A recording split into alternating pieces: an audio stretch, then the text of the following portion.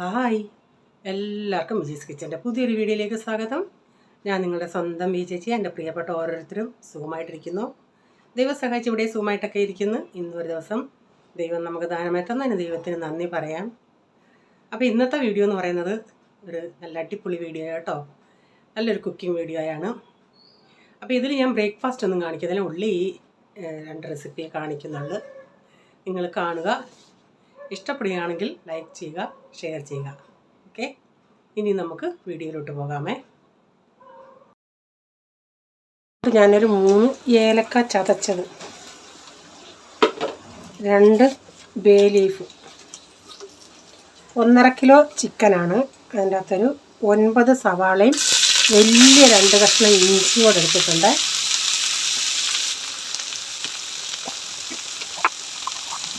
ഒരു 2-3 കുടം വെളുത്തുള്ളി, ഇതിൽ വലുതൊന്ന് കീറിയിടുന്നുണ്ട്.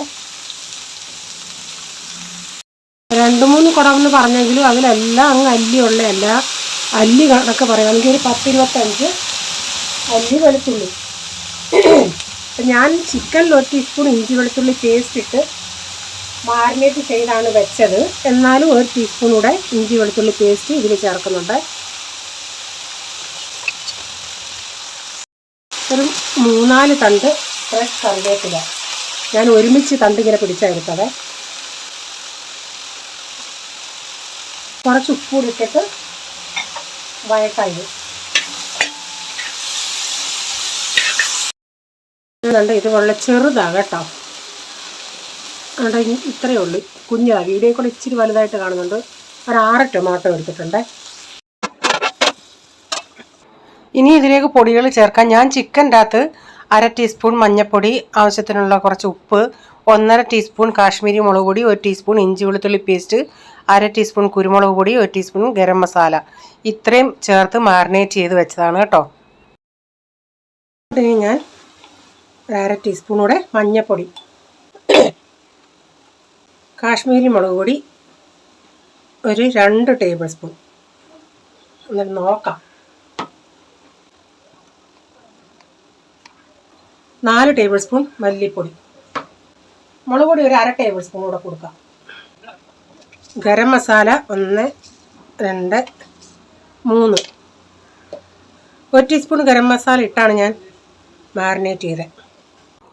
1/2 ടീസ്പൂൺ കുരുമുളക് പൊടിയും കൂടെ ചേർത്തിട്ട് ചെറിയ തീയിൽ ഇതിൻ്റെ പച്ചമണം പോകണം വരെ നന്നായി കുറച്ച് നേരം ഒന്ന് മൂപ്പിച്ചെടുക്കാം. മസാല നന്നായി മൂക്കണം.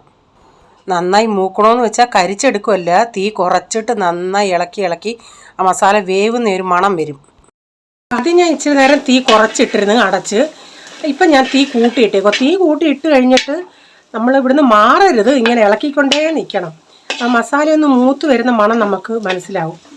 അതുവരെ ഇപ്പം ഞാൻ തീ കൂട്ടിയിട്ടിട്ട് നന്നായി ഇവിടെ അടുത്ത് നിന്നുകൊണ്ട് തന്നെ ഇങ്ങനെ ഇളക്കിക്കൊണ്ടേ ഇരിക്കണേ. അടിയിലെങ്ങനെ പിടിക്കുന്നുണ്ടെങ്കിൽ തീ അങ്ങ് കുറയ്ക്കണം.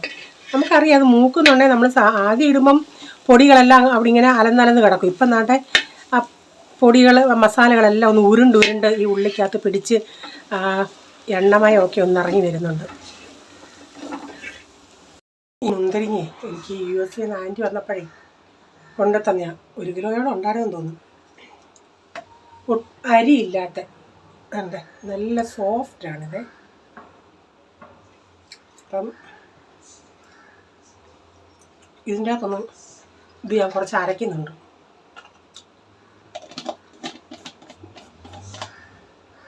ഫ്ലെയിമിലിട്ട് ഞാൻ ഇളക്കിയിട്ട് ഇച്ചിരി നേരം പിന്നെ തീ കുറച്ചിട്ട് ഇച്ചിരി നേരം ഒന്ന് അടച്ചിട്ടായിരുന്നേ. ഇതിലോട്ട് ഇനി അരച്ച് ടൊമാറ്റോ ചേർത്ത് കൊടുക്കാം.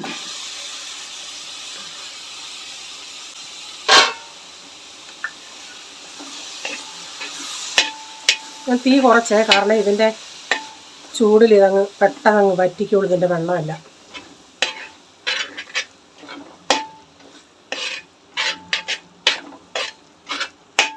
ഞാൻ മിക്സിയുടെ ജാറൊന്ന് കഴുകി കുറച്ച് വെള്ളം ഒഴിക്കുന്നുണ്ട്. ഇനി ഇതിലോട്ട് നമ്മൾ മാരിനേറ്റ് ചെയ്ത് വെച്ച ചിക്കൻ ഇട്ട് കൊടുക്കാം. അപ്പം മാരിനേറ്റ് ചെയ്ത് വെച്ചിട്ട് ഒരു 1/2 മണിക്കൂറിൽ കൂടുതലായി കേട്ടോ. ഒരു ഇച്ചിരി നേരമെങ്കിലും ഒരു 1/2 മണിക്കൂറിലും കുറഞ്ഞതൊന്ന് മാരിനേറ്റ് ചെയ്ത് വെക്കണം. അന്നേരമാണ് ആ ഇഞ്ചി വെളുത്തുള്ളി പേസ്റ്റൊക്കെ അതിൽ നന്നായിട്ട് പിടിക്കുമ്പം നല്ല കറിക്ക് തന്നെ ഒരു പ്രത്യേക ടേസ്റ്റ് കിട്ടും. ചിക്കൻ ഇട്ട് കൊടുത്തിട്ട് ഞാനിതൊന്ന് ഇളക്കുന്നുണ്ട്. ഞാൻ ആദ്യം ഒഴിച്ച വെള്ളം, അപ്പോൾ ആ മസാലയൊക്കെ ഒന്ന് ലൂസായിട്ട് ചിക്കനിൽ നന്നായി പിടിക്കുന്നുണ്ട്. അപ്പോൾ ഇച്ചിരി ഉപ്പൂടെ ഇട്ടിട്ട് അതൊന്ന് ഒരു മീഡിയം ഫ്ലെയിമിലിട്ട് അടച്ച് വെച്ച് കുറച്ച് നേരം വേവിക്കാം. അന്നേരം അതിൽ നിന്നുള്ള കുറച്ച് വെള്ളമൊക്കെ ഒന്ന് ഇറങ്ങി വരും. പിന്നെ നമുക്ക് വെള്ളം ഒഴിച്ച് കൊടുക്കാമേ. ഒരു 5 മിനിറ്റ് ഞാനിങ്ങനെ ഒരു മീഡിയം ഫ്ലെയിമിൽ ഇട്ടിരുന്നു. അപ്പോൾ ഇനി നമുക്കിതിലേക്ക് ആവശ്യത്തിനുള്ള വെള്ളം ഒഴിച്ച് കൊടുക്കാം. ഞാൻ ഒത്തിരി അങ്ങ് വെള്ളം ആക്കുന്നില്ല, ഒരു ഇച്ചിരി കുറച്ച് തിക്കായിട്ടാണ് എടുക്കുന്നത്. ഇതൊന്ന് മീഡിയം ഫ്ലെയിമിൽ വെച്ച് തിളച്ചതിന് ശേഷം പിന്നെ നമുക്ക് തീ ഒന്ന് കുറച്ച് കൊടുക്കാം കേട്ടോ.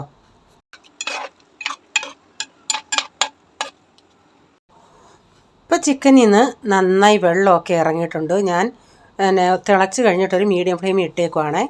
അപ്പോൾ അത് ചിക്കൻ വെന്തിട്ടൊന്നുമില്ല, ആ ലെഗ് പീസൊക്കെ കണ്ടാൽ അറിയാം, എല്ലിൽ നിന്നൊന്നും വിട്ടിട്ടില്ല. കുറച്ച് നേരം കൂടെ ഒന്ന് അടച്ചിട്ട് കൊടുക്കുക, അതൊന്ന് വേവട്ടെ.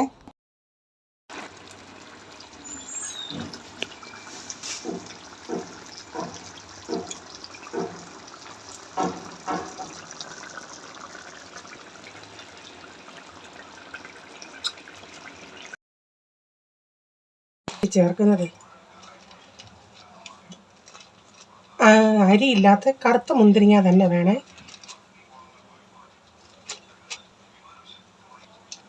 നല്ല കൈപ്പിടി കറുത്ത മുന്തിരിങ്ങയും ഇതുപോലെ ഒരു കൈപ്പിടി അണ്ടിപ്പരിപ്പും. ഞാനത് വെള്ളത്തിൽ കൂത്ത് വെച്ചിരുന്നതാണ്.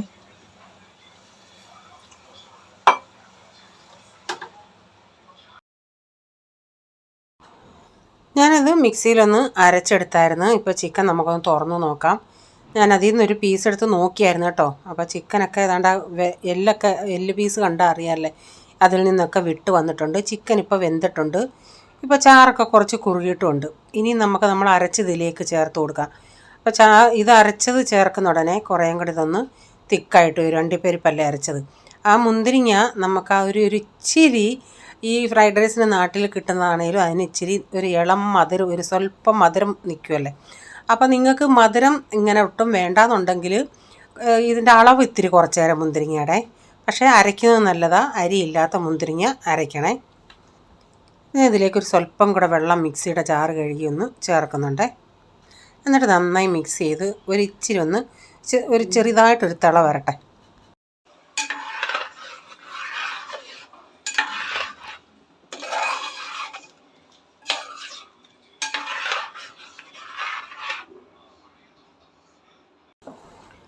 അപ്പം ഞാൻ ഇച്ചിരി നമ്മുടെ നാട്ടിൽ ചെയ്യുമ്പോൾ അതിൻ്റെ അകത്ത് ഫ്രഷ് പൈനാപ്പിൾ ഇടും.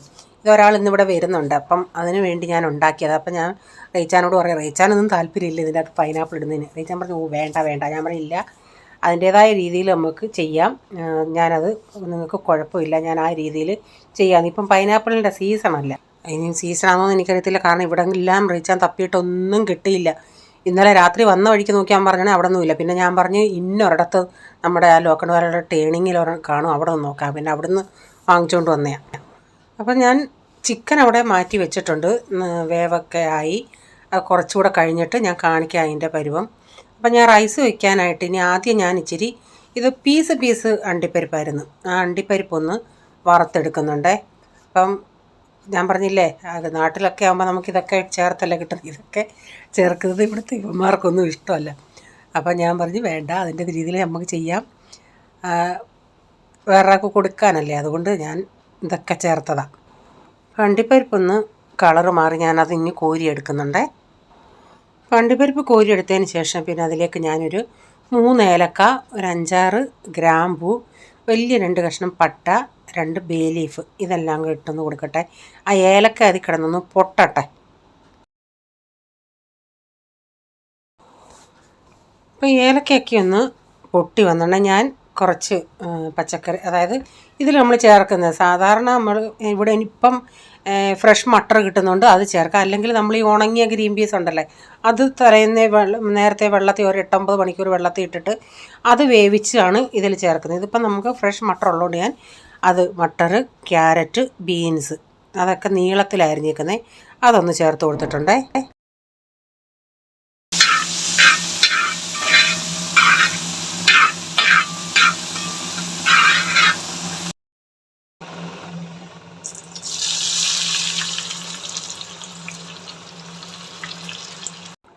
ഇപ്പുറത്തെ അടുപ്പിൽ ഞാനൊരു 3 ചെറിയ സവാളയുണ്ട്, ഒരു 3 എണ്ണം സ്ലൈസായിട്ട് അരിഞ്ഞിട്ട് അതൊന്ന് വറുത്തെടുക്കുന്നുണ്ടേ. കുറച്ച് എണ്ണയിൽ ആ ഉള്ളി എല്ലാം ഇട്ടിട്ട് ഞാൻ ആദ്യമൊന്നും ഇളക്കുന്നില്ല, ഹൈ ഫ്ലെയിമിൽ തന്നെ കിടക്കുക കേട്ടോ. കുറച്ച് നേരം കഴിഞ്ഞിട്ടാണ് ഞാനിങ്ങനെ ഒന്ന് ഇളക്കി കൊടുക്കുന്നത്.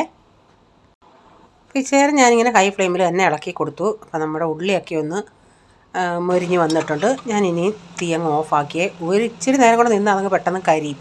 തീ ഓഫാക്കി അതൊന്ന് കോരിയെടുക്കട്ടെ.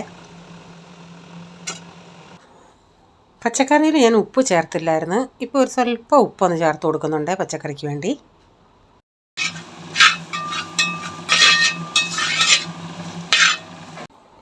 ഇതിലോട്ട് ഞാൻ ഇനിയും റൈസ് ചേർത്ത് കൊടുക്കുക. ഞാൻ റൈസ് കഴുകി വെള്ളം വാലാൻ വെച്ചേക്കുമായിരുന്നേ. അപ്പോൾ അതിട്ട് കൊടുത്തിട്ട് നന്നായി ഇതിൻ്റെ അകത്ത് തന്നെ ഇട്ടൊന്ന് കുറച്ച് നേരം ഒന്ന് വറുത്തെടുക്കുന്നുണ്ട്. ആ റൈസിലെ വെള്ളമൊക്കെ ഒന്ന് പോകുന്നിടം വരെ. നമ്മളിങ്ങനെ വറുത്തെടുക്കുമ്പം അല്ലാതെ നമ്മൾ വറക്കാതെ ചെയ്യുമ്പോഴും ഇങ്ങനെ ചെയ്യുമ്പോഴായിട്ടും റൈസിൻ്റെ ആ ക്വാണ്ടിറ്റിയിൽ വ്യത്യാസം വരും. ഇങ്ങനെ നമ്മൾ വറുത്ത് പിന്നെ വെള്ളമെല്ലാം വറ്റി വറുത്ത് വെള്ളം ഒഴിച്ചിട്ട് 1 കപ്പ് അരിക്ക് 2 ഗ്ലാസ് വെള്ളം എന്ന രീതിയിൽ ഒഴിച്ച് വേവിച്ചെടുക്കുന്നുണ്ടേ.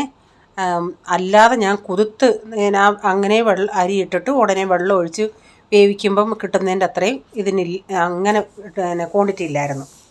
അപ്പോൾ ഇതിലേക്ക് ഞാനൊരു കുറച്ച് മുന്തിരിങ്ങ ഇട്ട് കൊടുത്തിട്ടുണ്ട്. അങ്ങനെ മുന്തിരിങ്ങ ഇട്ടതാണ്, വറുത്തതൊന്നുമില്ല. പിന്നെ ഇതിലേക്ക് ആവശ്യത്തിനുള്ള ആ വെള്ളമൊക്കെ വറ്റുണ്ണ ആവശ്യത്തിനുള്ള വെള്ളവും കൂടെ ഒഴിച്ച് കൊടുത്തിട്ടുണ്ട്. ഇനി നമുക്ക് നന്നായി ഇത് മിക്സ് ചെയ്യാം. ഞാനിതിലേക്ക് ഒരു നാരങ്ങ, വലിയൊരു നാരങ്ങയുടെ നീരൂടെ ചേർത്തേ. ആവശ്യത്തിനുള്ള ഉപ്പൂടെ, റൈസിനോടുള്ള ഉപ്പൂടെ ചേർത്ത് കൊടുത്ത് അതിനെ ഒന്ന് തിളയ്ക്കട്ടെ. ഞാൻ ചെയ്യുന്ന പരിപാടി എന്ന് പറയുന്നത് അതൊന്ന് തിളയ്ക്കുന്നിടം വരെ ഞാൻ ഹൈ ഫ്ലെയിമിലിടും. തിളച്ചതിന് ശേഷം പിന്നെ തീ ഏറ്റവും കുറച്ചിട്ട് ഒരു 10 മിനിറ്റ് ഇടും. അപ്പോഴത്തേക്കിന് അതിൻ്റെ അടിയിലത്തെ വെള്ളമൊക്കെ ഒന്ന് വറ്റി വരും.